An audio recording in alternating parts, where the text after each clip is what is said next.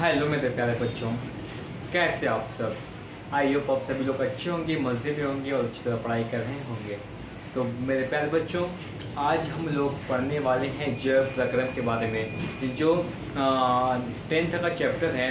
लेकिन मैं बार बार कहता हूँ कि हमें चैप्टर को इंटरेस्ट के साथ पढ़ना है, इंजॉयमेंट के साथ पढ़ना है, ताकि हमें हर एक कॉन्सेप्ट और हर एक टॉपिक आसानी से समझ में आ जाए और हर टॉपिक हर कॉन्सेप्ट क्लियर हो, ताकि हमें आगे कोई भी प्रॉब्लम्स को फेस ना करना पड़े।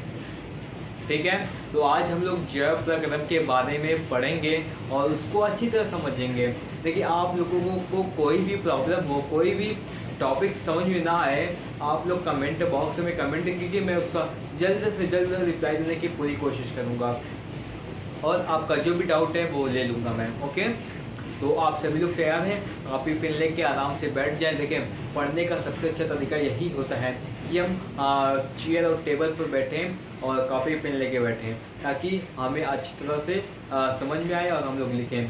बहुत से लोग लेटे लेक्चर देखते हैं, सोए हुए देखते हैं, टेक लगा के। देखिए, जब हम लोग इस तरह से पढ़ेंगे ना, तो हमें कोई भी कॉन्सेप्ट समझ में नहीं आएगा और फिर हम लोग कहेंगे कि हम लोग तो मैं पढ़ता हूँ लेकिन फिर भी समझ में नहीं आता है। लोग यही कहेंगे, सर अच्छा नहीं पढ़ाते हैं या ये है वो है। पहले ये देखो कि हम किस तरह पढ़ रहे हैं, हमें किस तरह पढ़ना चाहिए। ठीक है, तो आप लोग अच्छे बच्चों की तरह, अच्छे लड़कों की तरह मेज़ चेयर पे, अगर मेज़ चेयर नहीं है तो आराम से साइड में बैठ के कॉपी पेन लेके बैठें और जो भी मैं बता रहा हूँ, जो भी मैं नोट करवा रहा हूँ, आप लोग नोट कीजिए और जो भी प्रॉपर है प्रॉपर नोट्स बनाएं, ताकि आप लोगों को एग्ज़ाम टाइम में रिवीजन करने में, याद करने में आसानी हो। लेकिन मैं बिल्कुल इजी वे में, इजी लैंग्वेज में मैं आप लोगों को नोट्स बनाऊंगा, ताकि आप लोगों को आसानी से याद भी हो जाए और समझ में आ जाए। ठीक है, हम लोग अब शुरू करते हैं चैप्टर को। उसके पहले मैं एक शायरी आप लोगों को सुना दूँ। शायरी से शुरुआत करें ताकि समझ में आए। देखिए, एक शायरी है, काम करो ऐसा कि पहचान बन जाए, काम करो ऐसा कि एक पहचान बन जाए, हर कदम ऐसा चलो कि निशान बन जाए। यहाँ ज़िंदगी तो हर कोई काट लेता है, यहाँ ज़िंदगी तो हर कोई काट लेता है, ज़िंदगी जियो इस कदर की मिसाल बन जाए, ज़िंदगी जियो इस कदर की मिसाल बन जाए। तो मेरे प्यारे बच्चों, अब हम इसी शायरी के साथ, मोटिवेशन के साथ, फुल एनर्जी के साथ हम लोग चैप्टर का आगाज़ करते हैं, शुरुआत करते हैं। तो हमारे साथ लास्ट तक बने रहिएगा। ठीक है, हम लोग शुरुआत करते हैं। सबसे पहले हम लोग चैप्टर का नाम देखते हैं। चैप्टर का नाम है जैव प्रक्रम, जैव प्रक्रम, लाइफ प्रोसेस।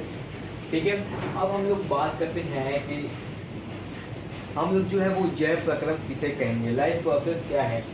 तो मैंने यहाँ पे लिखा हुआ है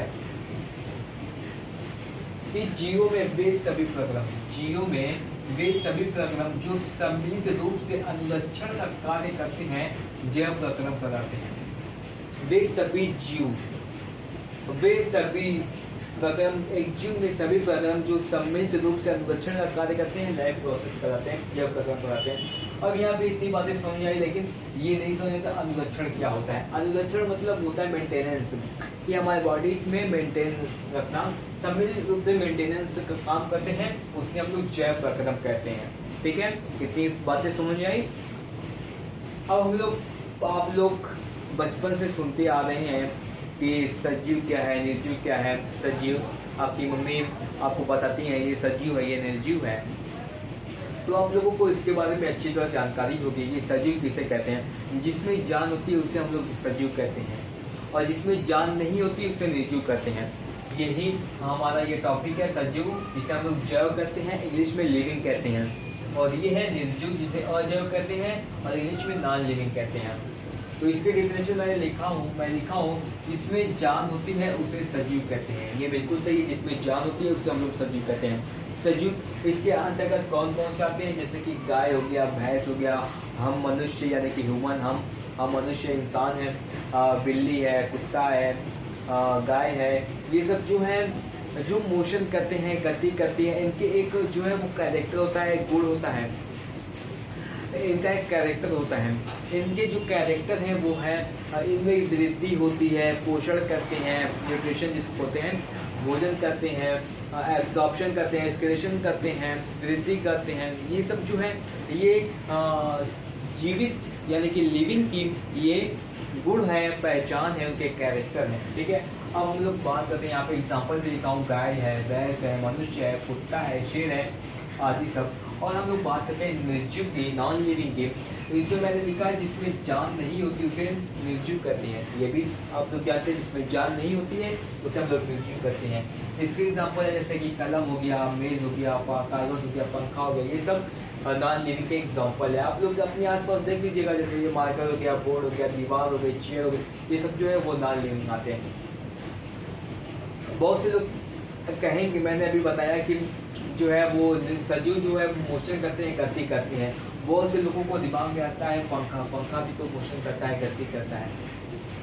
बात दिमाग में है ना, पंखा भी मोशन करता है, गति करता है, चलता है। लेकिन देखो पंखा जो है वो हम इलेक्ट्रिसिटी के द्वारा चलाते हैं, उससे हम लोग बिजली देते हैं, बिजली से ही चलता है पंखा। ठीक है, अब आप लोग इसको जल्दी जल्दी नोट कीजिए और हम लोग आगे बढ़ते हैं। ठीक है बच्चों, आप सभी लोगों ने अच्छी तरह नोट कर लिया होगा। अब हम लोग आगे चलते हैं। आगे हम लोग पढ़ेंगे पोषण के बारे में, न्यूट्रिशन के बारे में, कि न्यूट्रिशन क्या होता है, पोषण क्या होता है। देखिए, किसी भी काम को करने के लिए हमें ऊर्जा यानी ताकत की आवश्यकता होती है। ताकत को ग्रहण करने के लिए, ताकत को हासिल करने के लिए हमें भोजन को ग्रहण करना पड़ता है। जब हम भोजन को ग्रहण करते हैं, इसी को हम पोषण करते हैं, न्यूट्रिशन करते हैं। यही बात इसमें बताया गया है, समझाया गया है। देखिए, किसी भी काम को करने के लिए ऊर्जा यानी ताकत की आवश्यकता होती है। आप कोई काम करते हैं, जब आपके अंदर ताकत होती है तभी ना काम करते हैं। जब आपके अंदर ताकत नहीं होती, जब आप भूखे रहते हैं, कुछ खाए पी नहीं रहते हैं, आपको कोई भी काम करने का मन नहीं चलता है, आप वैसे इधर उधर पड़े रहते हैं, आपको भूख लगी रहती है। तो इसका मतलब ये है कि किसी भी काम को करने के लिए ताकत की आवश्यकता होती है। ठीक है, शरीर में ऊर्जा लेने के लिए हमें भोजन तत्वों को ग्रहण करना पड़ता है। जब हम भोजन कर लेते हैं, भोजन को ग्रहण कर लेते हैं, उसके बाद हमें हमारे अंदर फुल एनर्जी आ जाती है। उसके बाद हम सभी कामों को अच्छी तरह प्रॉपर तरीके से करते हैं। देखिए, अगर कोई काम कराना होता है, मजदूर मतलब किसी का मकान, एग्जाम्पल के तौर पर किसी का मकान बन रहा है, घर बन रहा है, कुछ बच्चों को लेके आए, काम कर रहे हैं, थक गए, उसके बाद काम पूरे शिद्दत के साथ नहीं कर रहे, दिलचस्पी के साथ नहीं कर रहे हैं। क्यों? क्योंकि उनके अंदर जो है ऊर्जा, एनर्जी जो है वो ख़त्म, लॉस हो गई है। उसके बाद अगर कोई उसको अच्छी तरह से मिठाई दे दिया, पानी दे दिया, शरबत दे दिया, कुछ खाने के लिए दे दिया, उसके बाद उसके अंदर फुल एनर्जी आ जाती है। फिर जिस तरह पहले काम कर रहा था, फिर उसी तरह काम करने लग जाता है। तो इसका मतलब यही है कि जब हम भोजन को ग्रहण करते हैं, कुछ खा लेते हैं, तो हमारे अंदर एनर्जी आ जाती है, ताकत आ जाती है। ठीक है, तो वही कहा है, शरीर में ऊर्जा लेने के लिए हमें पोषण तत्वों को ग्रहण करना पड़ता है। इसी क्रिया को हम लोग पोषण करते हैं। जो हम भोजन को ग्रहण करते हैं ताकत लेने के लिए, इसी क्रिया को हम लोग पोषण कहते हैं। ठीक है, देखो एकदम सिंपल लैंग्वेज है। और हम लोग अब बात करते हैं पोषण के प्रकार के, कि पोषण कितने प्रकार के होते हैं। यहाँ पे लिखा हुआ है, पोषण जो है वो 2 प्रकार के होते हैं। एक होता है स्वपोषी पोषण, एक होता है विषम पोषी पोषण। इसे हम लोग या तो इसे स्वपोषी पोषण है, इसे हम लोग स्वपोषण भी कहते हैं। और जो विषम पोषी पोषण है, इसे परपोषी पोषण कहते हैं। इंग्लिश में इसे ऑटोट्रॉपिक न्यूट्रिशन कहते हैं और इसे इंग्लिश में हेटेरोट्रॉपिक न्यूट्रिशन कहते हैं। देखो, मैं बीच बीच में इंग्लिश को बता रहा हूँ, जो इम्पोर्टेंट है उसको मैं इंग्लिश में भी बता रहा हूँ, ताकि आप लोगों को आसानी हो इंग्लिश भी याद करें। जब आप लोग आगे जाएंगे तो सब टोटली इंग्लिश में हो जाएगा, तो धीरे धीरे आपको कुछ सेंटेंस इंग्लिश में मालूम रहेगा, तो आप लोगों को आसानी होगी। धीरे धीरे करके ही आप लोगों को ज़्यादा आएगा। ठीक है, इसी तरह मैं थोड़ा थोड़ा बताता रहूँगा, आपको ज़्यादा याद हो जाएगा। ठीक है, अब हम लोग इस दोनों के बारे में अच्छी तरह एक्सप्लेनेशन देखते हैं, पढ़ते हैं। ठीक है, आप लोग फटाफट इसको नोट कर लीजिए मेरे प्यारे बच्चों, और फिर हम लोग अगले इसको एक्सप्लेनेशन करते हैं कि स्वपोषी पोषण क्या होता है, फिर विषम पोषी पोषण क्या होता है, ऑटोट्रॉपिक क्या होता है और हेटेरोट्रॉपिक क्या होता है। ठीक है, आप लोग फटाफट इसको नोट कीजिए। बच्चों, आप सभी लोगों ने लिख लिया होगा, नोट कर लिया होगा। अब हम लोग ऑटोट्रॉपिक और हेटेरोट्रॉपिक के बारे में पढ़ते हैं और उसके बारे में एक्सप्लेनेशन जानते हैं कि क्या होते हैं। तो सबसे पहले हम ऑटोट्रॉपिक यानी स्वपोषी पोषण के बारे में जानते हैं। तो वह पोषण जिसमें जीव, वह पोषण जिसमें जीव पोषण के लिए किसी दूसरे जीव पर निर्भर नहीं रहते, यानी कि वो पोषण के लिए किसी दूसरे जीव पर निर्भर नहीं रहते, उसे हम लोग ऑटोट्रॉपिक या स्वपोषी पोषण कहते हैं। जैसे इसमें एग्जाम्पल हो गया हरे पेड़ पौधे। हरे पेड़ पौधे जो है वो दूसरे जीवों पर निर्भर नहीं होते या दूसरे पे निर्भर नहीं होते, वो अपना भोजन जो है, पोषण जो है वो स्वयं तैयार करते हैं प्रकाश संश्लेषण की उपस्थिति में। आप सभी लोग जानते हैं कि जो पेड़ पौधे हैं वो अपना भोजन स्वयं बनाते हैं, अपनी पत्तियों में बनाते हैं, क्लोरोफिल के प्रकाश संश्लेषण से पानी और स्टार्च वगैरह मिला के मतलब बनाते हैं, ठीक है।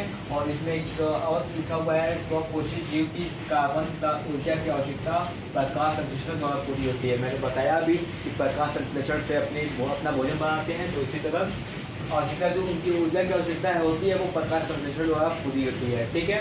इतनी बातें समझ आई। अब हम लोग बात करते हैं विषम पोषी पोषण यानी कि हेटेरोटॉपिक न्यूट्रिशन की।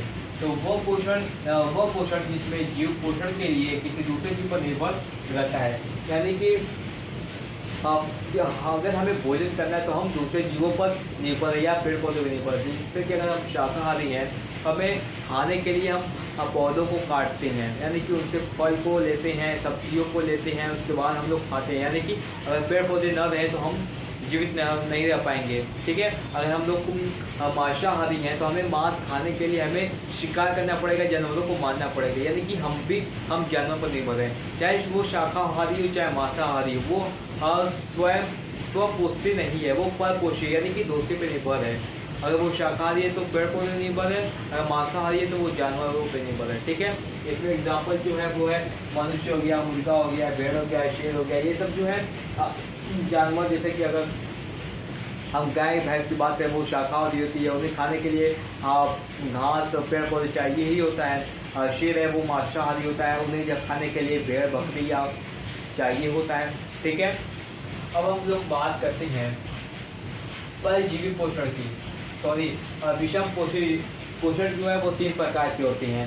पहला है परजीवी पोषण, दूसरा है मृतजीवी पोषण और तीसरा है प्राणी संपोषण। जो विषम पोषी पोषण है वो 3 प्रकार के होते हैं, परजीवी पोषण, दूसरा है मृतजीवी पोषण और तीसरा है प्राणी संपोषण। हम इसके बारे में अच्छी तरह से एक्सप्लेनेशन जानते हैं अगले स्लाइड पे। जल्दी से आप लोग ये नोट कर लीजिए और हम लोग इन तीनों के बारे में पढ़ते हैं, परजीवी के बारे में, मृतजीवी के बारे में और फिर प्राणी संपोषण के बारे में, ठीक है। आप जल्दी से नोट कर लीजिए। प्यारे बच्चों, आई होप आप सभी लोग नोट कर लिए होंगे। अब हम लोग विषम पोषक जो 3 प्रकार का होता है उसके बारे में जानते हैं, ठीक है। जो पहला प्रकार है वो है परजीवी पोषण। परजीवी नाम से ही लग रहा है, जो परजीवी है यानी कि दूसरे पे निर्भर है, ठीक है। इसमें जो है इसमें जो है वो इसमें जो जीव होता है वो जीव दूसरे जीव के अंदर ही रख कर उसको बिना मारे उससे भोजन को प्राप्त करता है, ठीक है। इसमें वही लिखा हुआ है, इसमें जो है जीव दूसरे जीव के अंदर रख कर उसे बिना मारे उससे भोजन प्राप्त करता है। इसका एग्जाम्पल जो है वो जू है और फीताकृमि है। फीताकृमि यानी केचुआ जिसको बोलते हैं, फीताकृमि जू। आप लोग बाल खुज जाते हैं, मम्मी से कहते हैं मम्मी मेरे बाल में जू है, मेरे बाल खुजली कर रहे हैं, और मम्मी जो है उस जू को एक जू को निकालती है, चाहे हाथ से निकाले चाहे कंघी से निकाले, कंघा करके, तो बाल में जू होता है वो आपसे अपना भोजन एब्जॉर्ब लेता है कि नहीं लेता है, आपका जो ब्लड होता है वो शक करता है कि नहीं करता है, वो आपके ब्लड से ही वो जीवित रहता है, यानी कि वो आपको मारता नहीं है, नुकसान नहीं पहुंचाता है, लेकिन आपके सहारे वो जीवित है, ठीक है। ये होता है परजीवी पोषण। अब दूसरा जो है वो है मृतजीवी पोषण। मृतजीवी पोषण ये भी नाम से ही लग रहा है, मृतजीवी यानी कि इसमें जो जीव होता है वो मृत जीवों पर निर्भर रहता है, यानी कि जो मृत जीव होते हैं उससे अपना पोषण को प्राप्त करता है, ठीक है। इसमें वही लिखा हुआ है, ये अपना भोजन मृत जीवों के शरीर तथा सड़े गले कार्बनिक पदार्थ से प्राप्त करते हैं। जो जीव होते हैं वो मर जाते हैं या कार्बनिक जो सड़े गले पदार्थ होते हैं, कार्बनिक पदार्थ, उससे अपना भोजन को प्राप्त करता है। इसमें जो एग्जाम्पल है वो फफूंदी या कवक है, ठीक है। देखिए आप लोग अच्छी तरह से प्रॉपर तरीके से नोट्स बनाए ताकि आप लोगों को याद करने में आसानी हो। ये चैप्टर कंप्लीट हो जाएगा। ये हमारा पहला लेक्चर है। ये लेक्चर कम से कम ये चैप्टर जो है वो 3-4 लेक्चर में कंप्लीट हो जाएगा। उसके बाद मैं आप लोगों का इस चैप्टर का टेस्ट लूँगा ऑनलाइन, ठीक है। आप लोग जैसे जैसे मैं पढ़ाता हूँ आप लोग वैसे वैसे तैयार करते चाहिए ताकि एग्ज़ाम आए तो आपका प्रॉपर तैयार रहे, याद रहे, सिर्फ रिवीजन करना हो और टेस्ट देना हो, ठीक है। आप लोगों का एग्ज़ाम आने लगे तो मुझे बता दीजिएगा, अलर्ट दे दीजिएगा ताकि मैं आप लोगों का प्रॉपर तरीके से टेस्ट लूँ ताकि हमें मालूम हो कि आप कितना याद किए, कितना तैयार है, कितना तैयार कराना है, ठीक है। अगला जो है वो है प्राणी संपोषण। इसमें जो है इसमें जीव संपूर्ण भोज्य पदार्थ को अंतर ग्रहण करता है, यानी कि जो पदार्थ होता है वो जैसे कि अगर हम अपने एग्जाम्पल की बात करें, हम जो भोजन होता है वो हम अपने अंदर ग्रहण करते हैं, अंतर ग्रहण करते हैं और उसके बाद उसका जो पाचन है वो शरीर के अंदर ही होता है और पाचन जो है वो हमारे स्टमक में होता है, पेट में होता है। हमारा जो भोजन का पाचन है वो पेट में होता है। इसका एग्जाम्पल जो है वो मनुष्य है और अमीबा है। मनुष्य है, हम तो जानते हैं, आप भी मनुष्य हैं, हम भी मनुष्य हैं, इसमें कोई शक नहीं है। तो आप लोग जानते हैं कि हम लोग भोजन कैसे करते हैं और हमारे भोजन का जो है वो कैसे पाचन होता है, डाइजेशन होता है, ठीक है। लेकिन जो अमीबा है, अमीबा के बारे में आप लोगों को शायद नहीं मालूम होगा कि ये कैसे भोजन को ग्रहण करता है, ठीक है। तो हम अमीबा के बारे में बताते हैं, ठीक है। जिस तरह आप लोग टेस्टी फूड को देख के आपकी ज़ुबान से पानी टपकने लगता है, उसी तरह अमीबा जब किसी पोषण को, खाद्य पदार्थों को देखता है उसके मुंह से भी पानी आने लगता है, टपकने लगता है, ठीक है। जैसे आप लोग भुक्कड़ हैं वो वैसे ही अमीबा भी भुक्कड़ होता है। जहाँ किसी भोज्य पदार्थ को देखा नहीं उसके मुंह से टपकने लगा, उसके बाद वो निशाना बनाने लगता है कि कैसे भोजन को प्राप्त किया जाए, ठीक है। देखिए अमीबा की जो है कोई उसका शेप स्ट्रक्चर नहीं होता है, वो ऐसे ही होता है। ये इसका न्यूक्लियस होता है। ये खाद्य पदार्थ है, ठीक है। ये खाद्य पदार्थ है। अब ये देखा कि यहाँ पे खाद्य पदार्थ है, ये कैसे इसको लिया जाए। अब इसको हासिल करने के लिए धीरे धीरे आगे बढ़ता है। जब आगे बढ़ता है तो धीरे धीरे इस भोजन को ऐसे इसी में फंसाने की कोशिश करता है। फिर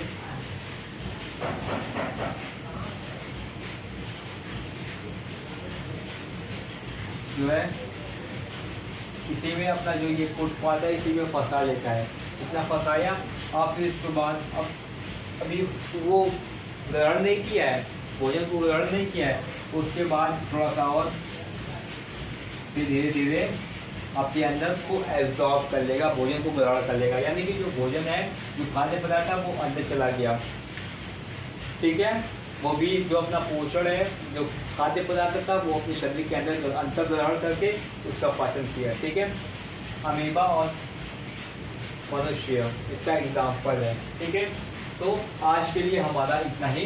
अब हम लोग अगले लेक्चर में इसके आगे से पढ़ेंगे जिसका टॉपिक है वाष्पोत्सर्जन। वाष्पोत्सर्जन कैसे होता है, ठीक है।